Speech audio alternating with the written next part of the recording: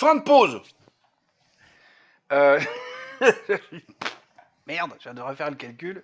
Il y a 17 centimes dans le cul sur le gasoil. Oui, le gasoil, ça fait 1,83 €, ça fait pas 2 euros.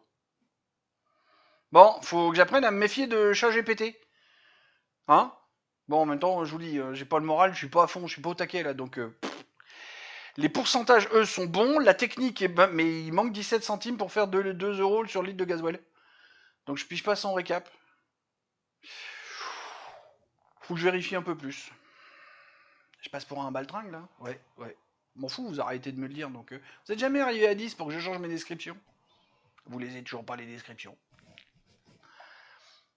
Et vu que j'ai envie de plus en plus rigoler sur les trucs, j'ai envie de me détendre, donc bon, voilà. Non, je vais quand même essayer de rester sérieux. Donc, ouais, sur les machins, ça fait.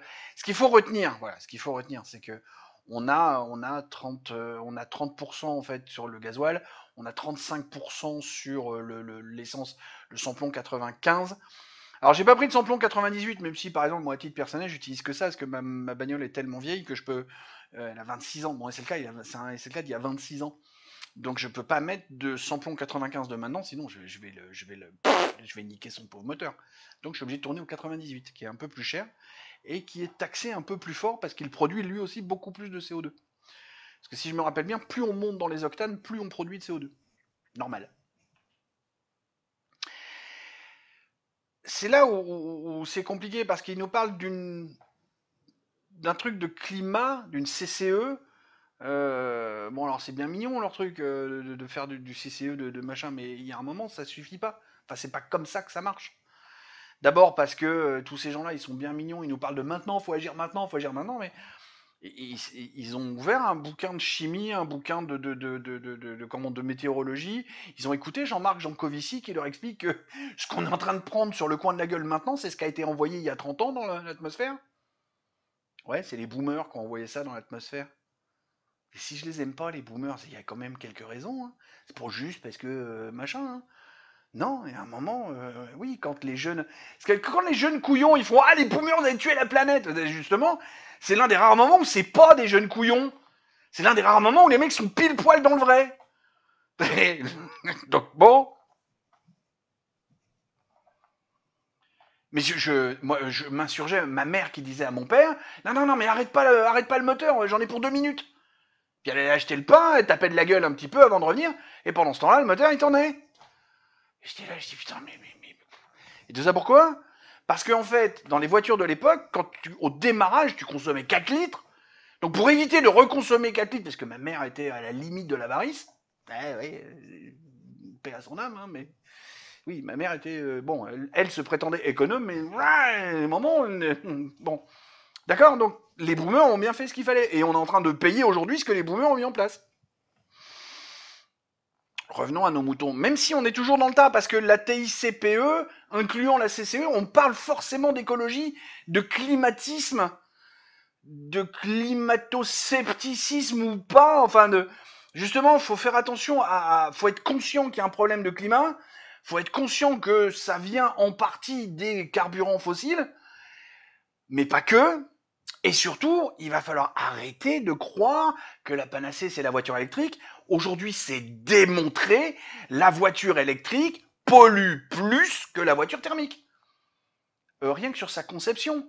Le nombre de mecs qui ont passé du temps à travailler sur des ordinateurs et donc à consommer de l'énergie pour arriver à concevoir les moteurs électriques des bagnoles électriques, mais tout ça, on a pu le faire sur la bagnole thermique parce que c'est fait depuis longtemps.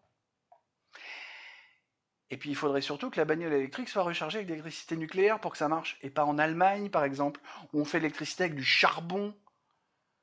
Allez sur les applications qui donnent les taux de pollution à fabrication électrique. L'Allemagne est toujours 10 fois plus polluante que nous. Quand vous rechargez une bagnole électrique à Berlin, alors là, elle crame du CO2, mais pleine balle. Quand vous rechargez une bagnole électrique à Flamanville, c'est là où je suis né, côté de Cherbourg, pour ceux qui ne savent pas, la plus belle ville du monde, Cherbourg. Eh ben, l'électricité nucléaire, c'est propre. Nickel. Je sais pas à quel moment je vais faire la coupure, ça va être brutal, hein, je vous préviens tout de suite. Je vais vous mettre un A few moments later. J'aime bien ça, c'est marrant. Qu'est-ce que je disais sur la TICPE, les gars? Parce que la TIPP s'est transformée en TICPE avec pas la réforme, la loi de finances 2014. Mais surtout, à quoi ça servait? Parce que c'est ça l'un des buts de cette série sur les taxes. Finalement, à quoi ça sert? Eh ben, ça sert pas à grand-chose. Financement des infrastructures de transport. Quand je vais vous donner les montants, vous allez voir, ça va être marrant. Incitation à la transition énergétique. Réduction des émissions de CO2. Puis recettes fiscales de l'État, au cas où il en resterait. Sauf qu'il en reste jamais. Juste le financement des infrastructures de transport. Parce que nous condamner à ne plus utiliser de bagnole à essence, à ne plus de voitures personnelles et compagnie, ou de motos, ou de machin, pourquoi pas? Il faudrait avoir des transports. Regarde, j'habite au Mans, je suis à 1 heure de TGV. Le TGV, c'est propre, c'est électrique. Sauf que si je veux aller passer une soirée à Paris, je suis niqué. Le dernier TGV, c'est 21 heures. Si je veux aller passer une soirée à Paris parce que c'est là-bas qu'il y a plein de concerts alors qu'au Mans, il n'y a pas grand-chose, soit je prends un hôtel sur place, soit quand je rentre, j'ai un tortillard qui met 3 heures à rentrer. Bah oui. C'est ça le problème, d'accord? Le financement du truc, c'est... Alors attends, parce que là j'ai vérifié les chiffres justement. Je sais, mais encore une fois, désolé pour les conneries sur le calcul du litre, parce que j'aurais dû vérifier, c'est de ma faute. Faut que je sois plus attentif, ou peut-être moins fatigué, ou peut-être que je dise stop, là faut que je m'arrête 2 semaines parce que je suis trop crevé. J'en sais rien. J'ai demandé au Félin GPT et je suis allé vérifier parce que là aussi, putain, quand tu veux avoir des chiffres sur l'État, sur les recettes ou les dépenses de l'État, les énards qui sont derrière ont réussi à te rendre le truc tellement compliqué. Alors qu'un bilan, c'est facile à lire, tu mets une ligne, machin. Mais alors, ils t'ont éclaté les trucs avec des noms bizarres, tu comprends rien. La TICPE, alors j'ai pris 2021, 2022, 2023, parce que je me suis dit, c'est un bon recul. On passe le cap de 2020 avec les problèmes de rhume 19 et tout le tremblement. Et puis 2024, on n'a pas encore le chiffre. 2021, 17,4 milliards. 2022, 17,6 milliards. 2023, 18,1 milliards. C'est-à-dire globalement, on est une petite augmentation 2023 parce qu'il y a une vague reprise des activités, des choses comme ça, mais rien de plus. Avec 17 malheureux milliards, 18 malheureux milliards, tu veux financer quoi comme transport au niveau national? Tu veux financer quoi comme truc sur la transition écologique?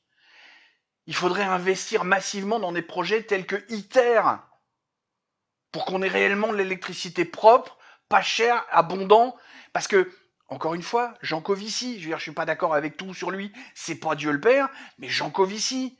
Ou écouter des économistes du type Olivier Delamarche, Charles Gave, François-Xavier Carpentier.